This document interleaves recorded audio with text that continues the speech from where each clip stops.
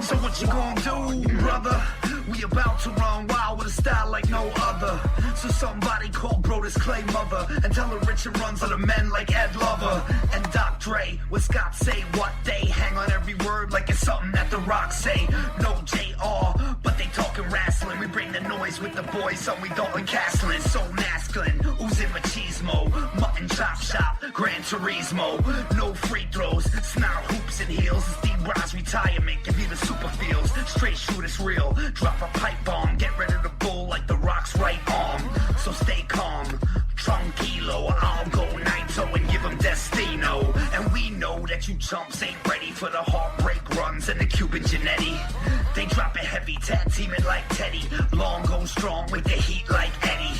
So steady like when Taker walked the tightrope. Spaz like Taz with the mic and a tight choke. Dirtiest player in the game with the eye poke. 1988 Macho Man on a line of coke. These other cats are a waste, they boring. Illegitimate sons like Jason Jordan. And Richard Runz never give him respect unless they going on air with a broken frickin' neck. So bounce like Papa Pump's pecs. Every time they get down, they bound to catch wreck. Y'all don't know nada. They the Okadas, you're the Washington Generals, they the Globetrotters. A whole lot of podcasts in the scene, but Richard Runz running wild is the cast of your dreams. So it seems these two is too sweet. Bullet Club pulling up with schemes to delete. So retreat, we steal, we cheat, but I never lie, I swear on these beats. And these two got some styles for you, but what you gonna do when they run wild on you? Oh, hell yeah. It's the Big Dog Red Tires. And you're listening to the Running Wild podcast. Because if you're trying to run wild, this is the place to do it. Do you want to let everyone know that you get it? Do you not want to be a Melvin? Well, then listen to the Running Wild podcast. And if you don't, you know what you are. I'm the last real man, Silas Young. And if you're any kind of man, you'll be listening to the Running Wild podcast. Hi guys, this is Mandy Leon, and you're listening to the Running Wild podcast. This is Sam Adonis, El Juro de las Chicas de CMLL, and you are listening to the Running Wild podcast. Welcome, ladies and gentlemen, to another episode of Running Wild podcast. I'm your host, Rich. Alongside me, as always, my co-host, Runz. Yes, sir. All right, we got a big episode coming up. We got covering Royal Rumble featuring the first ever 30 women over the top Royal Rumble match. We get to talk about our time at the 205 Live tour this week as well. Vince McMahon, XFL news, so much more. So I'm glad you guys could join us. Before we get started, so I want to remind you that we're brought to you in partnership with The Last Word on ProWrestling.com, PWPonderings.com, and ROHWorld.com. And we're featured on the Wrestling to the Max network. You can find us wherever you listen to your iPad, any of your podcasts, and make sure you rate, subscribe, and review. All right. So, I mean, we really can't avoid this while we're talking about Royal Rumble. What did you think about Raw 25?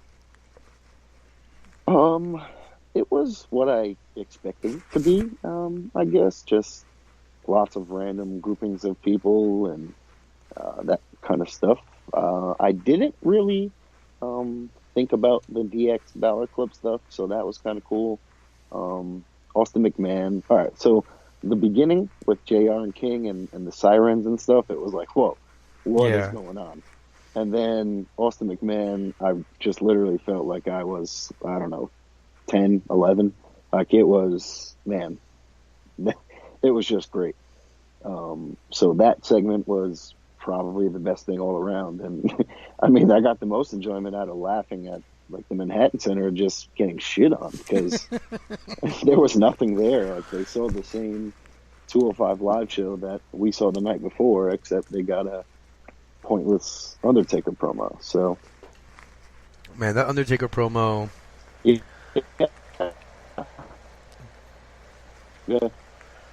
That Undertaker promo reminded me. What? Go ahead. Oh, that Undertaker promo reminded me of a student answer for like Do Nows when they haven't read the material that I'm talking about, and they just say something without really saying anything. Because they restate the question and just like throw in some evidence. Yeah. Because what I have no idea. I beat all these guys. Yeah, that's what he said. They're all going to rest in peace. I didn't. Okay. If you were to ask me, just recap in one sentence what Undertaker said, it would be nothing. There's nothing. There's nothing to tell you that he said anything. No. Which is like, it's what a waste. Like, why even? I would rather not see him. The other highlight of the night was, Jericho. The pop he got, one, was just kind of crazy, and two, he was amazing. So I'm curious if we get like Jericho Elias at Mania or something. Elias is the kind of guy I could see Jericho like watching and saying like, "Hey, let me work with that guy. Let me help him," like he did with Fandango. So I don't know. I feel like that was a one shot. I mean, he just seems like he has so much going. At this point, he's got the cruise. Naito could be. The cruise is like next October, right? So well, it's October, yeah. But you figure he'll probably wrestle Naito at Dominion or something like that. It's got to be one of the bigger shows, right? Maybe sooner. But, if he can appear at Raw 25, why wouldn't he appear? You know what I mean? They paid MVP. Did he say a word? Oh my God! He was just part of the poker night. I didn't even know that he was there. I didn't see him. I didn't pay full attention to those stupid poker segments. I did. Look, overall, I guess I just felt like essentially because there were two locations, I thought this was going to be extra special. And if you think back to Raw 1000, this was probably kind of along the same lines. You still had at least one good match and one big moment. Of the legends. Yeah, I just felt like there was going to be more at the Manhattan Center.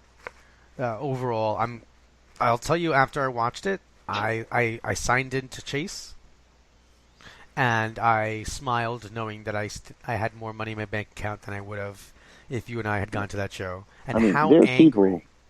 There's people that paid $450 at least to go to that show. I really don't know what my feelings would be. I don't know how angry I would be.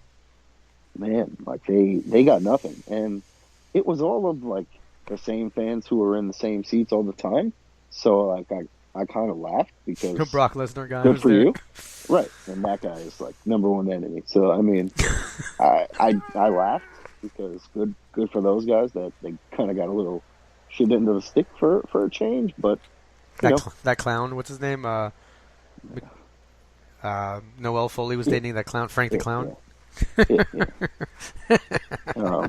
Good for you, Frank the Clown. So yeah, exactly. It didn't hurt my feelings too much because I wasn't there. So no problem. It was what it was. Watching it at home, it was fine. It just sucks that it was the go home to Rumble because what the hell did they even build to Rumble? So that was fine. But on to bigger and better things. The weekend should actually be. Imagine last week, or last month, or 3 months ago, or 6 months ago, or a year ago, saying, I'm going to go to a 205 Live show with less than 2,000 people, and that's a better decision than going to Raw 25 at the Manhattan Center. Yeah, that sentence is absurd. And I enjoyed 205 Live more than I enjoyed Raw 25 from the Manhattan Center side of it. So yeah, for sure.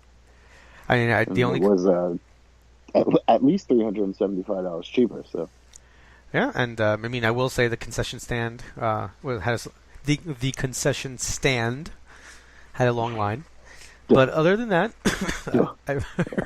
I really enjoyed it. Also, my favorite part of the evening. I like the wrestling, obviously.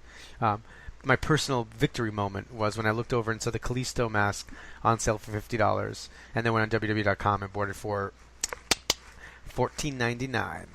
Thank you, WWE, for having better deals on your website than you do in person. Thank you for being a mark and buying a cigar mask. Anyway, this coming from the guy who has the Santino snake, so no, do you really? No qualms for me. Yes. So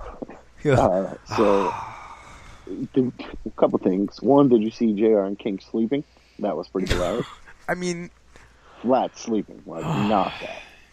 I know. I don't know how you. Okay, I know how you fall asleep because I fall asleep watching Raw all the time. And if it's dark, I fall asleep too. And those dudes are pretty old, and they had nothing to do. But I just can't believe as a professional. Drink a soda. Like, I don't know. Do something. like serious, guys. I mean, you would assume that they could have literally just walked to the back if they wanted to.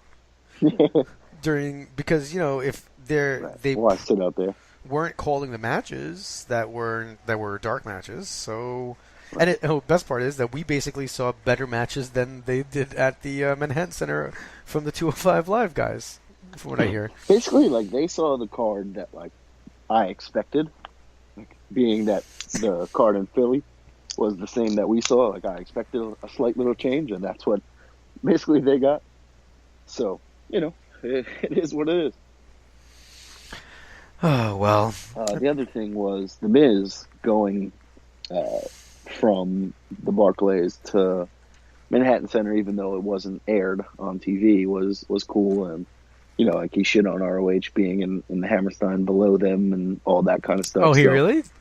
I didn't read that. Yeah, so he came out and the fans went crazy for him because, like, he was giving them something entertaining. And then he came out during or after like the DX thing, and he was saying how he was better than all of them, whatever. Runz was there, so he said like, I know you were a champion here, but that was blah blah, and like then he basically made the crowd like boo him again, and then they started to cheer him, and he was like, no, you were just booing me, get out of here. Nice. Or whatever, it might have been the other way, where they were booing him, and he said, "Do you remember like 20 minutes ago when you were just cheering for me, idiots?" Something like that. I mean, do you think that it was? Do you think that it was a good show, and we were just expecting too much?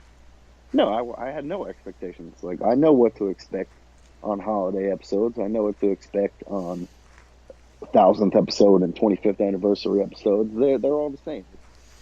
It's just nothing, nothing important. Yes, The Miz winning was cool. That was the one thing. But, everything else was pretty much like, does Balor Club 2 Sweeting DX make them relevant? Like, no. It was a cool moment for those guys, and I enjoyed it, but I don't think it matters. Imagine being Razor Scott Hall, and your entrance just goes to commercial. Yeah, that was like, what? Dun, dun, dun, dun, dun, dun, dun. Now, stay tuned to watch another episode of Chrisley Knows Best. I don't even Best. know if they did that. I think they just straight cut off. Oh, yeah. No. I was like, wait, what the hell? Like, did they run out of time there? Did they have to go back to Barclays? So, yeah, I mean, it was whatever, Yeah, I mean, I'm much more excited to talk about Royal Rumble on Sunday. And NXT. Yeah, how high is your hype level right now for Royal Rumble? I mean, I got to get through the insane asylum tomorrow. So once I get done with that and I'm on my way home, then I'll be there. I thought for some reason, I know you said insane asylum. I immediately heard Ambrose Asylum or something. Wasn't that a thing? Sure. Yeah, and there's a potted plant. That was the name of the match, right? Mitch. Yeah. Ridiculous. All right, so do you want to talk about NXT first, actually? 'Cause since you brought that up, that makes sense chronologically. Sure. All right, so one of the first matches that I see that we have on NXT TakeOver Philadelphia, Velveteen Dream versus Cassius Ohno. Yeah, they just added that like this week, I think. So Velveteen Dream is really good, and we know how good Hero is. So this is just a perfect opportunity for Dream to get a nice win and Ohno to put over the next generation. Just once in a blue, I'd like to see Ohno. I mean, I get it. He's putting people over. I just... But not this Right. Like I get what you're saying, and you know we always have this, but especially not Velveteen Dream. You know, not him. But I know like, he's. This is one where like he actually should win. You know. Yeah, I mean, I think that, you know, look, it's if you're gonna have somebody who, you know, puts over other talents, that's great, but he has to win as well. He has to win every once in a while so that it's like, hey, this is a guy who wins, not like, oh, here's this guy who was really good on the independent circuit, now he's here and he loses every match to our big guys. Yes and no. I know how good he is. I enjoy watching him just wrestle. How many times did he really win on the independents when we were watching? A lot of the times he was doing the same kind of thing. You know, he just was presented differently and like he was more important. So on that end, I'm completely with you. But, you know, Chris Hero is awesome. But he's never going to be that guy in the WWE. So, I mean, it just is what it is. All right. So you're calling Velveteen Dream? Yes. Too. Yeah, me too. All right, next match, you have the Undisputed Era. Bobby Fish and Kyle O'Reilly, champions, are defending against the Authors of Pain. I feel like it's still, for me, too early for Undisputed Era to drop the titles. I think they should hold the championship a little bit longer. I think the Authors of Pain, to me, are soon going to be heading up. I feel like, who did we say this about over and over again last year? I think I kept just saying, oh, they're not going to win because they're going to go up, and then they kept winning. Probably Asuka. So at this point, I just feel like this will be a good match. I love seeing Fish and O'Reilly together, but I just don't see how they're going to drop the titles right now.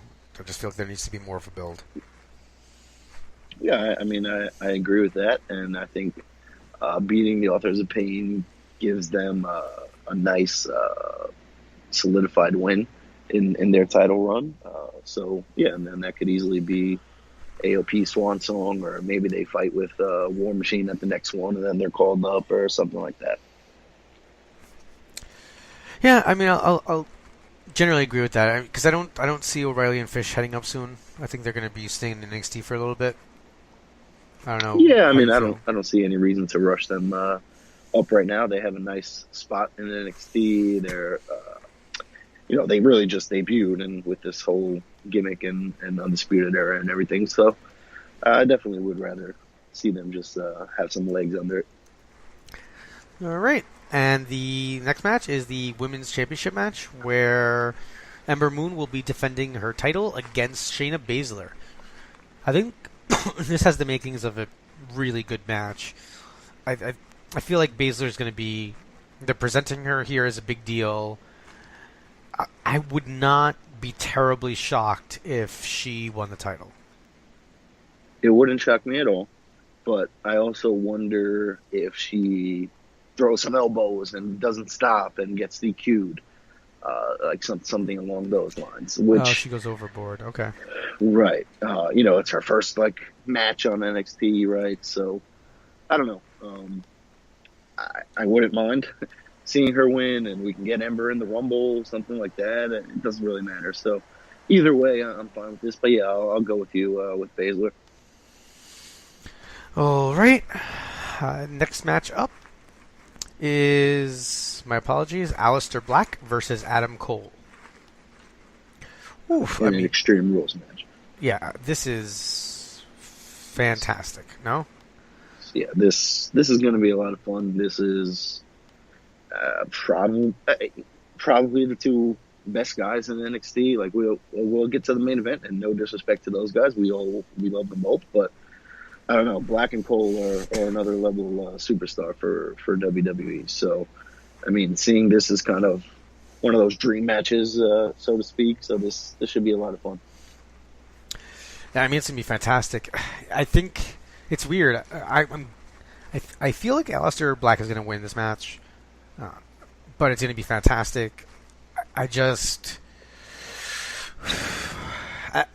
I guess I don't know what they're going to be doing with Adam Cole. Here's what I'm gonna say is what I've kind of been saying a little bit for the last couple weeks, months, whatever it's been. Maybe this is where we get a Dijak, and he joins Undisputed Era or something like that. It's an Extreme Rules match. There's no DQ.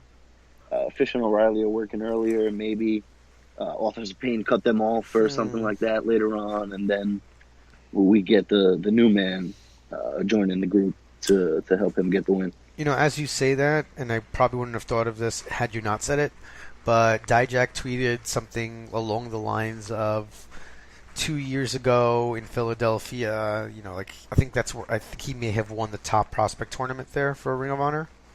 And his tweet was basically like 2 years ago in Philadelphia, like I made my mark, you know, I showed everyone what I'm capable of, you know, like there's more to come. I hope to do the same, you know, in Philly, you know, coming up. So he's not on the TakeOver card. He could be a dark match, but then he also could be getting himself. He could be out there, you know, and that might have been like a little tease for us, so that we could all feast our eyes. I'm pretty hyped. I hope that happens because look, Aleister Black is amazing. He really is. I think he's excellent. I can't wait to see him up on the main roster. I love Adam Cole though.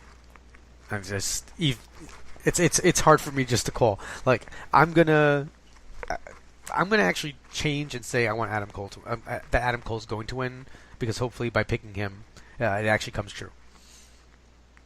Yeah, I mean it makes total sense. Yeah, I know that, and the way you're suggesting it is a great way for them to protect Black, and while still continuing Cole, kind of showing that he kind of needs help sometimes, and he's a little. He's a heel, and I think it's fantastic. I think he's doing a great job down there. Right, and you could then have Dijak feud with Black, and they have a match, and whatever happens from there. So, it could go either way, and I think I can speak for both of us when I say I don't really care either way who wins this match. It's good for both of them to have this match, and it's going to be enjoyable. All right, and the main event is going to be Andrade Cien Almas with Zelina Vega defending the NXT Championship against Johnny Gargano. I really like the build to this. I mean, listen, I love Almas with Vega is fantastic. She's like perfect at being kind of raises up his obnoxious level. Mm-hmm. It's so weird. It's like she multiplies his powers just by being there.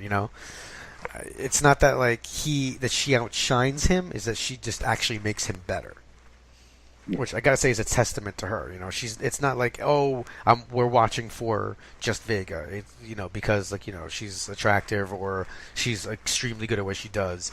She's so good at what she does, I think, that she doesn't stand apart from him. I think you can clearly feel that she's adding to his worth.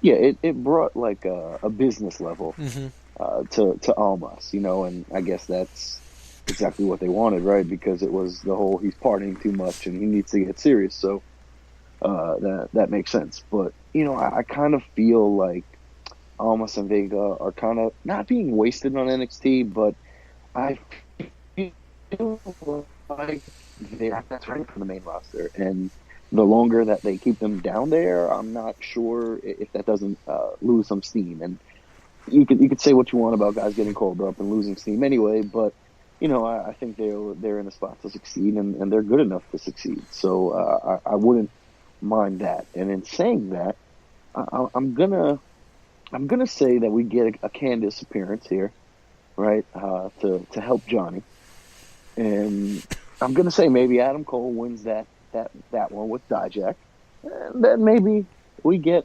Johnny Gargano as the NXT champion. Oh, don't tease me. See, I feel like you said that so that I'll agree with you, because part of you knows that Ciampa's going to come out and cost them the match. Well, so here's my thinking. If, let's say, we are correct with Dijak and Cole, then do they do another run in? Oh, okay. in the main event. So that's where I'm just saying maybe Tommaso is not ready to come back, or maybe he doesn't come back here, and then maybe Johnny's able to overcome finally and get this win. But I don't think so. But in a perfect world, Almas and Vega would get called up or show up in the Rumble, and Johnny would win, face Adam Cole, face Ciampa, whoever. This is his first title shot, correct? He lost a match to Almas, but he didn't face him for the title, I don't believe. I think he might have on NXT and lost, or he might have just lost to him again on NXT. Because but yeah, when they fought at Brooklyn, it wasn't Almas wasn't the champion yet. Because the truth of the matter is, as much as I want Gargano to win the championship, it feels like he should struggle more. Right? Maybe this is maybe Vega costs him the match again, and then finally Candice comes out, and then. I mean, Johnny Gargano is the ultimate underdog, so it could happen that way very easily. But I'm just saying that would be the third time that Vega cost him the match by pulling out a DIY shirt. Yeah. Okay. Yeah. So I'm hoping at this point, especially with them just signing Candice, that maybe he's able to even the odds this time and finally get the better of them. But, with Johnny, he doesn't need the title, and he's somebody that gains more steam by losing and being the underdog. But, it comes a point where that guy has to win. So I wouldn't mind it being in Philly. I think the crowd would be crazy for that to happen. So I don't know. I'm rooting for that. 100%. Listen, I think part of the reason why I'm not just outright saying Gargano wins is because I'm protecting myself. And I also, when I hear you talk about him, I almost hear the same exact things that you were saying about Sami Zayn when he was down in NXT. And it hurts my heart because I remember what happened to Sami Zayn. So I think I'm trying to protect myself because I can't go through another moment. Like, if he wins the title and then Ciampa comes out and just power bombs him, I'm on the apron, I'm going to lose my mind. I'm just not going to be able to handle it. It's funny, too, because Jericho and Owens and Zayn were on Jericho's podcast, and Owens said that when he was moving to Tampa or whatever, Florida, he told, Albert and Triple H or whoever, the NXT has a house show. I'll come in. I'll have a promo with Gargano. I'll say Ciampa was smart. He did the right thing, and I was just dying because those are your two guys, and that's my guy shitting on both of them at the same time. It was pretty funny. Yeah, funny is a word. It's supposed to. It's a word. I will say, shameless plug for the show, but there are 12 people competing on NXT TakeOver. 4 of them have been on our podcast. And if Dijak shows up, that's 5 out of 13, at least, people on NXT TakeOver Philadelphia that have been on this podcast. Where can you find those episodes? You can find those on iTunes or SoundCloud. Go back, look at our previous episodes. We have interviews with Adam Cole, Bobby Fish, Kyle O'Reilly, and Johnny Gargano. Johnny Gargano is actually one of our most... that one's fun. You should go back and listen because it's very awkward, and it's one of my first interviews in person. So that's when if you remember my, hey, what's your favorite baseball team gimmick that I started on the first early interviews that I quickly decided was stupid. No, you told me it was stupid, and I had to get rid of it. And I was... I don't know if I use those words, but I just not on air, but it was you should probably just stop asking that question. Right. I think it was I forgot who it was. I think it was what happens when people don't watch baseball? Well, somebody said that. Somebody was like, well, I don't really. Page, yeah, Ethan Page was like, I kind of like the White Sox symbol, and I was like, God damn. I was hoping he would pick the Blue Jays. Right. All right, so NXT TakeOver. Look, I'm old. I feel like JR and King right here. NXT TakeOver is right up my alley. I can put it on, watch it, not fall asleep. I'll be fine.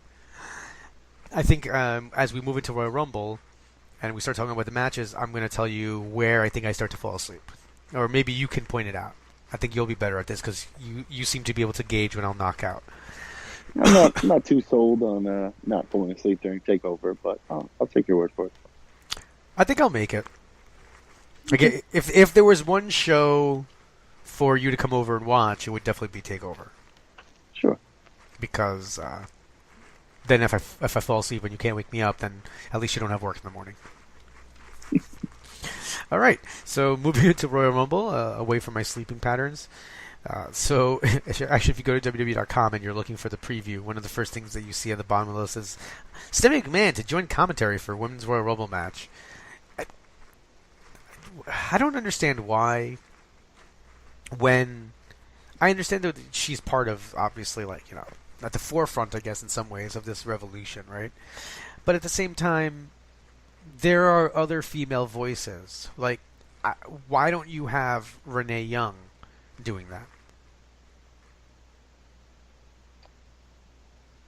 I mean, that's a good question. Renee Young would be the perfect person to do that, but I guess for the first ever one, they just wanted to get Steph in there, who's announced all of the big announcements for the women in the past however many years it's been, 2-3 years. So, you know, I don't mind that. She's kind of the person who's the face or the power, the general manager behind the women's stuff. So, you know, it is what it is. I mean, I thought they made a mistake with the with the tournament this summer, not having Renee Young on commentary and instead going with JR and Lita, which was an interesting pairing to say the least. Now you have an opportunity, and I think that it has to happen. I think at some point that you need to have female commentary, and at Royal Rumble for the women's match, have somebody who's going to be in that role. Stephanie doesn't need to do this, and it's not going to make it more interesting. But having Renee Young be at one of the big 4 pay-per-views, even if it's for one match only, sitting there and doing commentary, would really kind of send a message that they're shaking things up with commentary. And she's good. She doesn't need to always be the pre-show host. Yes, but to what you're saying, if she had done the women's tournament and she had done other things, then maybe you could put her in that role. But she hasn't commentated in I don't know how long, so you can't throw her in that position on the Royal Rumble for the first ever one, and then people are sitting there just bad-mouthing the commentary the whole time, because you know that'll happen. So I'm not opposed. It would be great, and I don't know why they don't use Renee Young as more of that, because she's so good. But, I mean, I guess it's kind of maybe one of those things where you're so good at this that we need you there. And we'll find someone else to do that stuff. And, you know, you can't put a Beth or a Lita or this or that behind the announce desk because you might be having them in the Rumble. Oh, that's fair. No, I understand that. I actually want to see more people like Renee or Charlie Caruso, you know, one of them. I don't think that the first commentary person or the women commentary team needs to be a former wrestler. You know, just in the way that the commentary teams are not just former wrestlers on the male counterparts. You know, they're broadcasting guys, and they can bring in broadcasting female talent to do it. Yeah, and I mean, just think about how long it took Michael Cole or Tom Phillips or any of those guys to actually transition from the backstage guy to an announcer role. So, you know, maybe it's kind of just part of something along those lines, you know. Speaking of backstage stuff, did you see the Raw exclusive of Stone Cold's backstage segment with this guy Mike? I think that's the commentator's name. So Mike Rome. Yeah, he asks Stone Cold one question. Stone Cold answers it. And then he goes, well, thanks for joining us. And Stone Cold's like, are you telling me that you have Stone Cold Steve Austin at Raw 25 and you only have one question for me? And he just rips the dude a new asshole And the guy's just standing there. And I won't lie, instead of laughing, my heart went out to him. Like, I picture that to be that's not kayfabe. That was a complete shoot. The poor dude was given one question. They told him to do that. Stone Cold was pissed off that they didn't give him like more mic time and just had him do the stunners and leave. And then he just went at it himself and destroyed this man who was just doing what he was told to do. And I felt like that could have easily been me if I were in that situation. Oh, what do you guys want me to do? Okay, you sure only one question? Yes, only one question. Then you go do it, and then Stone Cold, one of your heroes, destroys you for everyone to see. Like, that was rough, man. If you haven't seen it, go to WWE.com and check it out because it is pretty brutal. All right, so now that that's over, I'm done complaining and saying random stuff. Let's go to the actual event. So now they're not saying what's on the pre-show. I'm not even sure. I mean, the show starts at 7, so you would assume the pre-show is 6:30, 6 o'clock. But they haven't said anything. 5 o'clock. 5 o'clock. Oh my god! All right.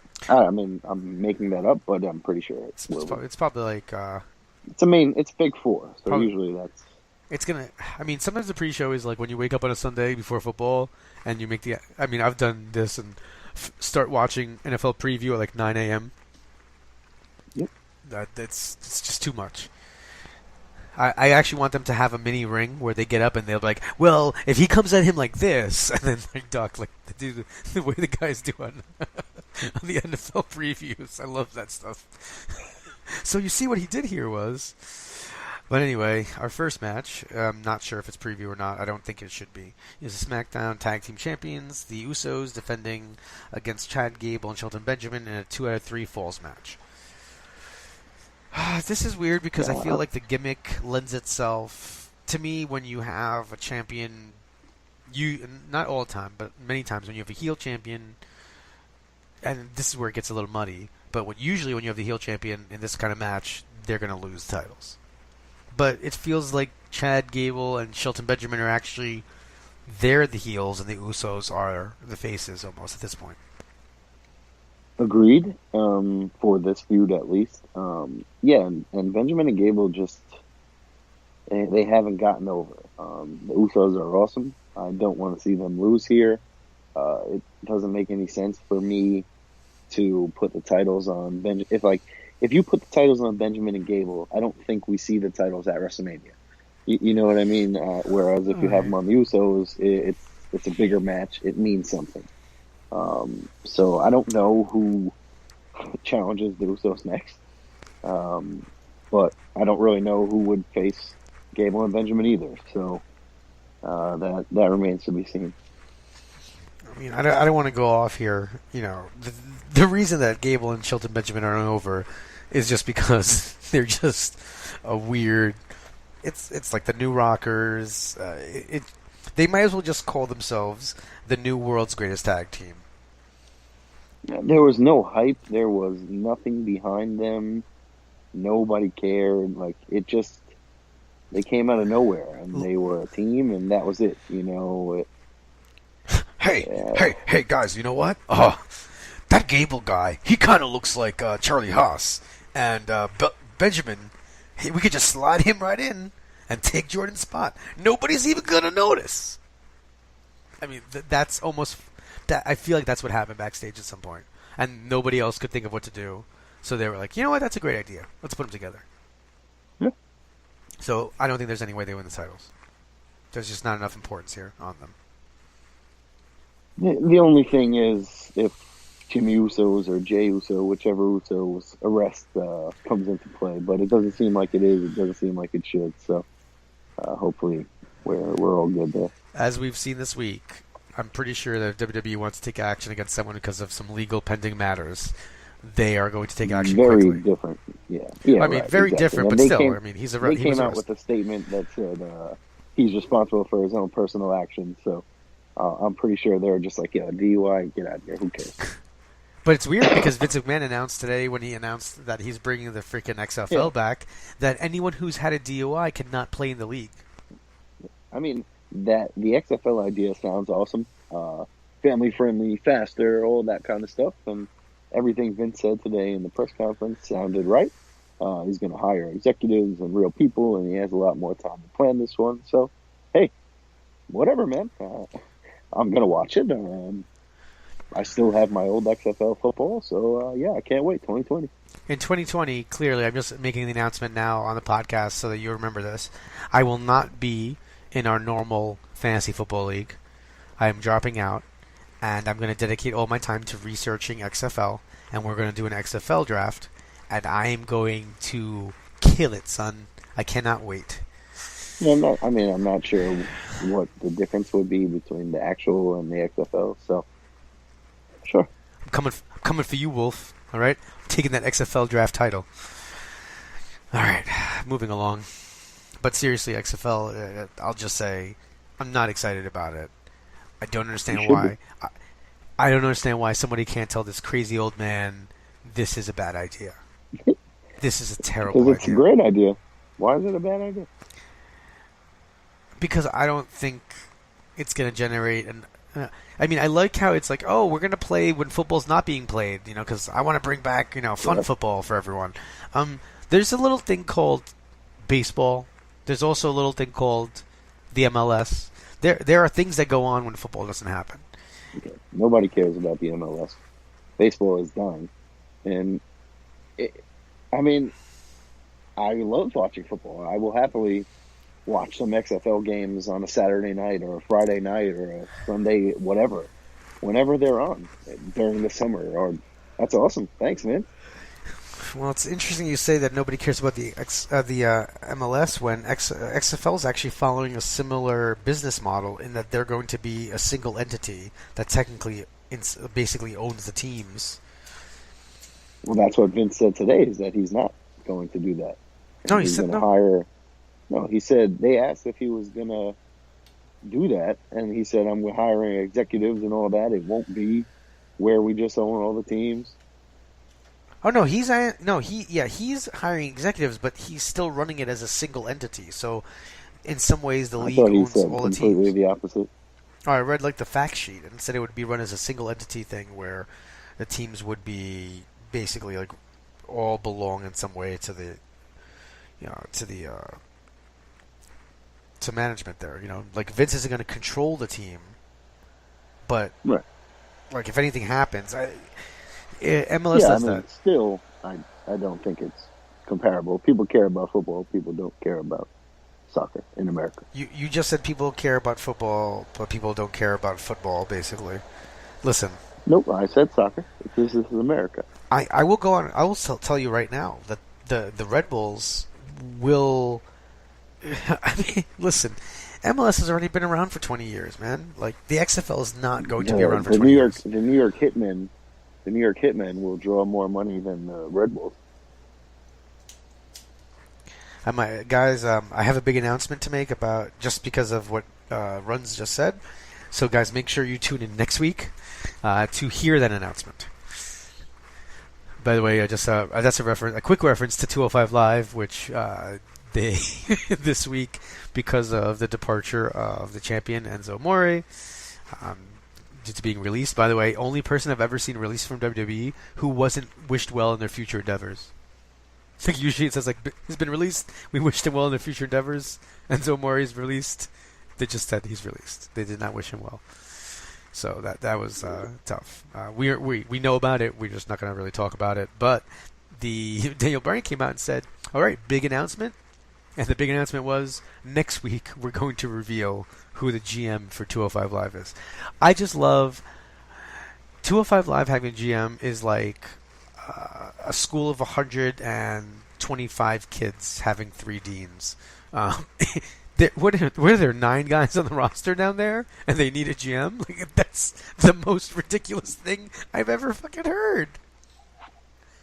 They need someone to run the show, right? There's nobody booking the matches or stuff like that. So, whatever. At least there'll be someone out front. Who could it be? Hope it's Hornswoggle.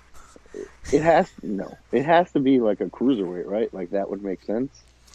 But what cruiserweight is there? Hurricane Helms tweeted out that he posted a picture with him holding both cruiserweight titles, and said his titles. He would be perfect. Yeah. Yeah, I mean, he would be fantastic. I mean, for me, the Chavo, he's like Lucha Underground-ish. I don't think Chavo.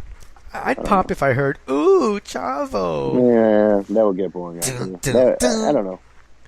Vicky. It doesn't have to be a cruiserweight. Like we're thinking but I'd rather see like a.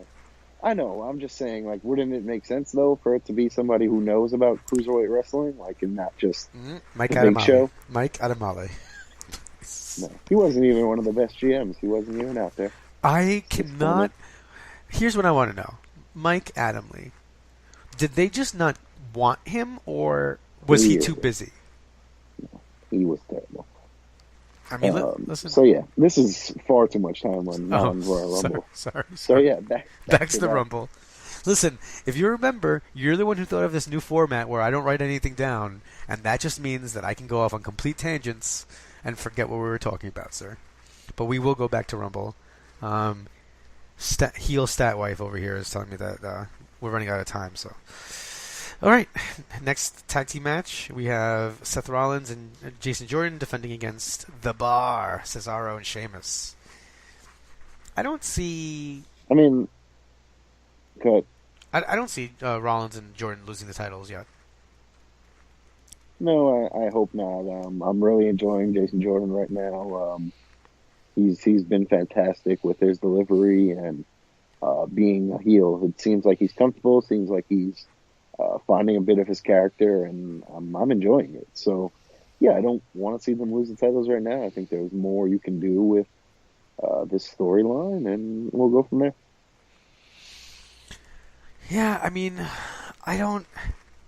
It's so crazy because he just basically took Kurt Angle's method, and that, you know, he's perfect. I mean, at doing that, like, just coming off as the guy who pretends to be like a good guy, but he's really like a slimy piece of crap. And it's just it's so great. I almost want to go back and delete any episodes where I talked about how the Jason Jordan thing wasn't working, because I feel like this is what they had planned the whole time. This is what they had planned. Well, man. that's what I've been saying all along. Is if this was a plan, this is great. If it's not, this is terrible. Whether it's a plan or not, he's fitting into that heel role, and he's doing a great job. Yeah, I completely agree. I like the Bar, but I just don't see them winning the titles back. They've had it too much. Again, yeah, I'm with you. I like the Bar, but I also wouldn't mind seeing them as singles guys if they're actually going to do anything with them. I am going to miss. We don't set the bar. We are the bar. Like that. I do like that. I do like their entrance. Just see it on the Ford commercials. It's true. Ford owes Vince McMahon a lot of money. All right. So we basically agree on that one. Versa. Pardon? Or vice versa, I said. Oh, depending on who came up with it first. No, it's definitely Vince. Probably trademarked it like 10 years ago. He trademarked He Hate Me, and he even said today that he wasn't going to be using nicknames. He didn't think that was going to happen, but he still went back and made sure that He Hate Me was locked up. All right, next you have Universal Championship match. Brock Lesnar defending against Braun Strowman, and the obvious winner here, Kane. How hyped are you for this match? About a 0. I see death. I mean, at this point, Strowman needs to, what can he possibly do to them? Right. I don't. Obviously, Brock pins Kane. What the hell? I don't. Does Strowman take himself out trying to do something stupid? Like, he tries to pull down the Titantron and it falls on him instead of them, and then Brock wins?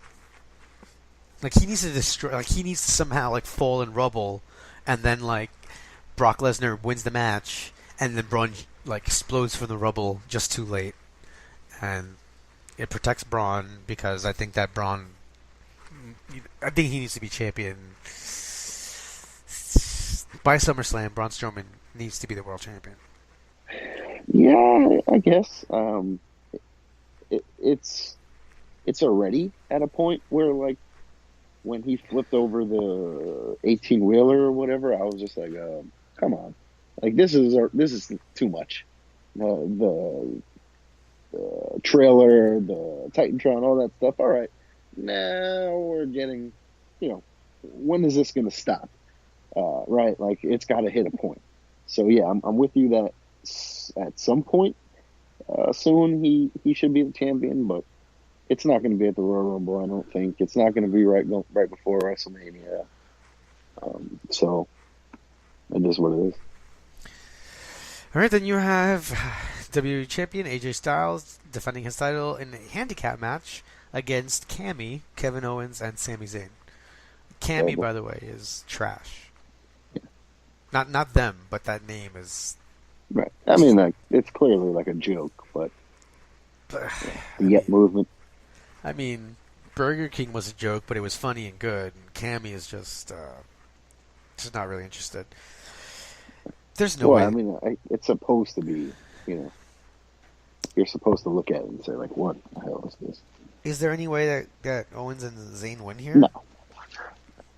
I don't believe so. Zayn just pinned AJ on SmackDown. It's not the first time that's happened in recent weeks either. It wouldn't make sense for the heels to get the win here, and they're really going to be the co-WWE champion. I don't see that. So man, I'm assuming AJ hangs on to the title going into Mania because that's who should be the champion going into Mania. There would be nothing funnier to me than seeing a Lay Cool type WWE championship that was split in two and they combined it. Yeah, but not at WrestleMania. You know what I mean? Like if this was like a random show in July or whatever, or May, like, yeah, this would be awesome. It would be cool to see that. But right now, you need the belt on your top guys and the best guys, and I think AJ is that guy for SmackDown. There's no chance that they win it, and then doesn't SmackDown host the February pay-per-view? I don't know. I think I heard rumblings that there was an accidental, like, when they do commercials a little too early for a show? Yeah. I think there was some sort of announcement that a future match that was announced like that. Daniel Bryan would be special guest referee for a match like this. So I don't know what's going to happen. But I think you're right. I think AJ hangs on to it. It just doesn't... I don't like the fact that he's going to beat two guys in a handicap match, the caliber of Owens and Zayn, but it is what it is. At least they got a tag, right? Like, that's what they've been saying, so it's not two guys at the exact same time. Yeah, but they can just break up the pinfall. There'll be some shenanigans and stuff from Shane and Daniel, so it won't just be a 2-on-1. There'll be a whole bunch of other stuff going on. I'll just tell you right now that if you and I were wrestling the WWE champion in a 2-on-1 handicap match and we fucking lost, I don't know, man. I'm pretty sure we would. We would have... What do you mean? Why would we lose? There's two of us. Anytime you're Like, getting pinned, I can break the pinfall. Like wrestlers? Oh, well, I guess there's that pesky fact in there that we're not wrestlers. But still, I'm just saying, I think that even if we're not wrestlers, 2-on-1, you should win. But as Lance Cade and Trevor Murdoch showed us, it's kind of hard to beat John Cena alone. So I guess AJ's on that level. Sure. All right, and that's it, right? There's we covered all the matches for the Royal Rumble. I don't think there's anything left. No. All right. Which Royal Rumble do you think goes on first? The women. Is there any chance that the Women's Rumble starts tonight? Yeah. All right, like, just to space it out? Pretty sure that's what will happen. Okay, because, I mean, I don't know if I could do back-to-back Rumbles. No, it's too much. All right, so... 60 people or 58 people getting tossed over the top rope, that would be a rough 2 hours. Who are your special entrants here that haven't been announced? For the women? Yeah. I don't know. Like, I guess I've said Ember Moon. Beth Phoenix was in my... Ember Moon and Beth Phoenix, actually, were in my Final Four when we did that that's right. a couple weeks ago. So, those two, maybe we get Lita, even though she wasn't at Raw 25, which was strange. But, yeah, those two, maybe Molly Holly, I don't know. Maybe there's like someone like Shayna Baszler or someone.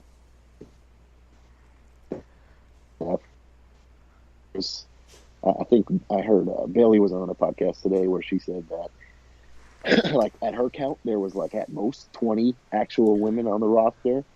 So, there's at least 10 spots that have to be filled, and it's going to be cool to see some legends come out and have their moment. All right. I should have probably... I'll tell you, one fun one I'll tell you. I'll say Karma. Karma? Huh. All right. I like that. I don't know if we'll see Molly Holly. I feel like she's not up for coming back. I don't know. I listened to a podcast. She was on The Art of Wrestling with Coco Bana, and she kind of basically said that she's happy. She doesn't really have any notions of coming back. So, I mean, obviously she could... The money would be nice, and maybe she'll just want to do it to be part of it, but I just feel she won't be there. And now that I'm thinking about it, I wonder... She was on The Art of Wrestling with Coco Bana when? I don't know. A couple months ago. Yeah, not anytime soon. No, yeah. Okay, so maybe like you're saying that's the announcement would have changed her mind. Yeah, I mean, I think anyone is possible to come back for the Women's Rumble. This is history. This is the first time. So, I think we'll see a lot of cool stuff. So now that I'm thinking about it, do you think there's a possibility that Ronda's definitely going to show up because Stephanie's on commentary? No, I think there's a 0% chance she shows up. Everything they've been saying is there's like no real contact. She has a movie and all that kind of stuff. So I don't know. All right, 0% chance. So I'm going to say she's definitely there, but I won't. I originally had said that she was going to win. Now it's interesting. Asuka would be a favorite, but her tossing everybody over the top rope on Raw makes me think that she's not going to win. Like it was like, look how good she is at throwing people over the top rope, and then she does it. Like that's when you see that happen right before you're automatically like, oh, that person's not going to win now. Or I mean, at least the way WWE usually does stuff.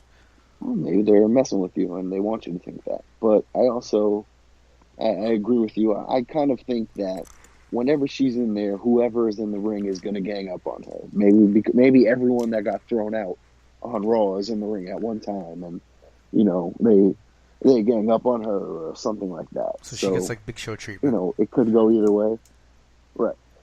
It could go either way, but I think I had said Paige maybe was going to win this when we did the predictions, because it would have been cool for her to get that spotlight, but now it's definitely a lot more up in the air, and anyone can win. Nia and Asuka, I would say, are the favorites. Nia has a built-in storyline with Alexa going on, right? So that kind of makes sense. So I think that's going to be my pick. Is Nia? Maybe she eliminates Asuka at the end, or something of that nature, and we get Nia and Alexa, or maybe it's a triple threat, or who knows, but. Nia and Alexa seems to make a little bit of sense. I'm going to go with Becky Lynch. Okay. I think she's excellent. She was away for a while, so she hasn't really been in the title picture. She's back now. I think it'd be a good way to kind of put her back up there. I think she could go a long time if need be. So I'm going to go with Becky Lynch. Okay. All right, and now on to the Royal Rumble. I'm decidedly tempering my expectations of this Rumble. I'm sorry, the Men's Rumble, because, quite honestly, after seeing Roman Reigns lose the title on Monday Night Raw, I just feel like that paved the way for him to win the Rumble, and it's going to be in Philly again. We've talked about this. You mentioned it, so I'm kind of stealing a little bit of your idea here. You look a little irritated because I'm saying it, but I think that Roman Reigns is going to win in front of Philly, and the crowd's going to go absolutely insane in a negative way. And I think they learn from that mistake, and I think Shinsuke eliminates Reigns and gets the win. I think Shinsuke winning the Rumble in Philly would be huge. So that's one moment. Him and AJ at Mania would be an insane match, and then Shinsuke winning would cement him. That would make him where Roman doesn't need to win the Rumble. He doesn't need to win the Rumble to face Brock. He doesn't need the credibility from winning the Rumble. He doesn't need any of that. And if they give that to him, it's a waste. It's lazy, and the fans should boo again because there's no need for it. He can face Brock any other way, and I'm fine with him facing Brock. It doesn't matter to me. But this should go the other way, and someone like Nakamura should get the win. Yeah, well, I'm not going to do what you just did. I'm going to stick with Roman Reigns because if Roman Reigns doesn't win, then I'm very happy. And, I don't think my predictions win-loss record here will take a large hit by having one loss. I will happily take that loss if it means that I'm surprised that Roman doesn't win. But right now, if I say Roman's going to win and he wins, then I don't have to be upset.